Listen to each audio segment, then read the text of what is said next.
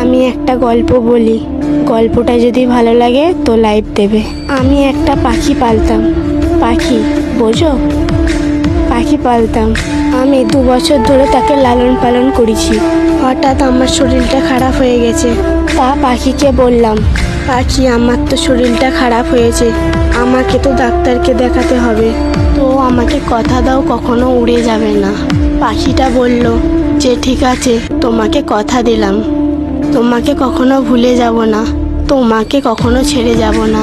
তার কথা আমি বিশ্বাস করেছিলাম। ওরে, আমি ডাক্তারখানায় গিয়েছিলাম, আমার কি দুর্ভাগ্য দেখো। ডাক্তারখানাতে এসে দেখি ঘরে আমার পাখি উড়া গেছে। কথাটা পাখির জন্য ছিল না।